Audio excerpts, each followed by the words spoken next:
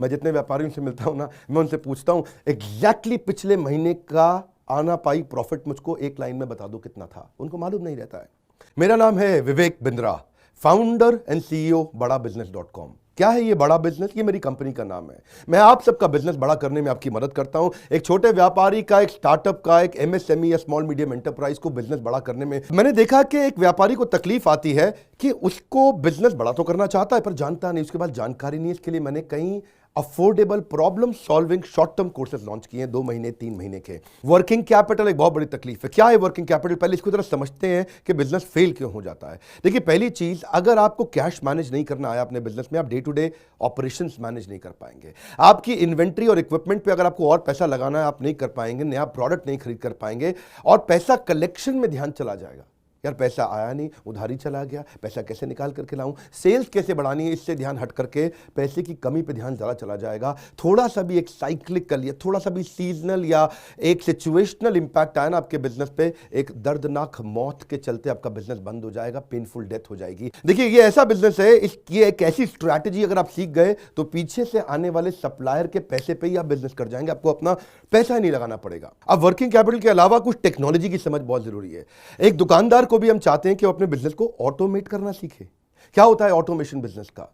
एक रिटेलर भी जब तक अपने करंट दुकान को ऑटोमेट करके पूरी तरीके से इससे बाहर नहीं निकलेगा, वो गल्ला नहीं छोड़ पाएगा, नेक्स्ट ब्रांच नहीं खोल पाएगा, नेक्स्ट ऑफिस नहीं खोल पाएगा, नेक्स्ट कंपनी, नेक्स्ट फैक्ट्री नहीं डाल पाएगा। आपको ईआरपी और सीआरएम की समझ होनी चाहिए। टेक्नोलॉजी क्या होती है मेरे बिजनेस के अंदर, कौन सी टेक्नोलॉजी चाहिए, मैं कैसे सर्विसेज और प्रोक्योरमेंट को कंट्रोल कर लूं, मैं कैसे पेमेंट मेरी किसको देनी है, किससे लेनी है। मेरे पास एक शीट पे हर समय पता होना चाहिए मेरा एक्सपेंडिचर कितना हुआ है, कितना स्टॉक फालतू पड़ा हुआ पीछे, इन्वेंट्री कितनी पड़ी है, मेरी कॉस्टिंग क्या है, प्राइसिंग क्या है, मार्जिन कितने हैं, वेस्टेज कितनी हो रही है, मेरा कैश फ्लो के ऊपर मुझे टैक्सेशन की क्या तैयारी करनी है, बैंक की ट्रांजैक्शंस क्या हो रही हैं, मेरे को कैसे अपनी सेल्स का प्रोजेक्शन डालना है, इंसेंटिव को कैसे डिस्ट्रीब्यूट करना है, डिस्ट्रीब्यूटर से कैसे डील करना है, फ्रेंचाइजी को कितना पैसा देना है, कितना लेना है, सारी चीज एक शीट पे। Finance for non finance. आप में से कई व्यापारी है जिन्होंने चार्टर्ड अकाउंटेंसी नहीं करी है, जो एमबीए नहीं है फाइनेंस के अंदर। और जब आपने एमबीए फाइनेंस पढ़ा ही नहीं, चार्टर्ड अकाउंटेंसी पढ़ी नहीं, तो आपको बेसिक चीजें हैं। देखिए, फाइनेंस के अंदर 3 चीजें आनी जरूरी है।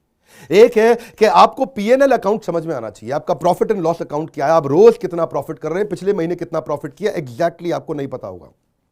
मैं जितने व्यापारियों से मिलता हूं ना, मैं उनसे पूछता हूं एग्जैक्टली पिछले महीने का आना पाई प्रॉफिट मुझको एक लाइन में बता दो कितना था। उनको मालूम नहीं रहता है। दूसरी चीज, बैलेंस शीट समझ में नहीं आती कि बैलेंस शीट बनती कैसे, समझनी कैसे है, उसका मेरी बिजनेस में क्या इंपैक्ट है। और तीसरी चीज, cash flow statement. Profit and loss अलग होता है, कैश फ्लो स्टेटमेंट अलग होता है।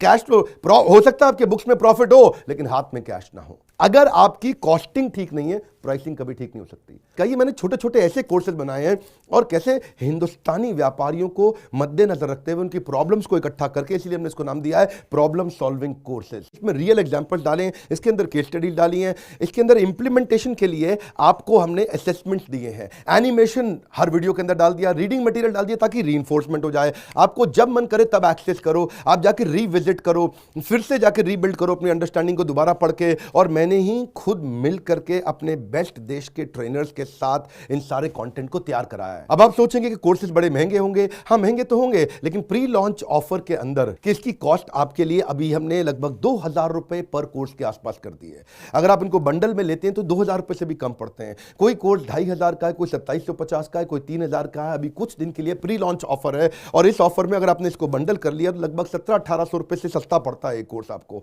और ये सारे वो कोर्सेज हैं जो आपके जीवन में तुरंत जेकर लाने वाले हैं। थोड़ा सा पैसा अगर आपने इन्वेस्ट किया, बहुत बड़ा गेम चेंज होगा। ये बोर्डलाइन नंबर है, इसको फोन करके इसके बारे में पता लगाइए कि आपको कैसे काम आएंगे कोर्सेज। काउंसलर को फोन करो, उसको पूछो भाई मैं ये बिजनेस करता हूं, ये मुझको कैसे मदद करेगा, और ये वो आपको तुरंत बताएगा। इस समय प्री लॉन्च ऑफर में अगर आप ले लें तो बहुत बड़ा बेनिफिट है। ये प्री लॉन्च ऑफर चली गई कि कोर्स का प्राइस वापस बढ़ जाएगा। मैं आपको फिर से सुझाव दे रहा हूं, सफलता को डिले मत करो।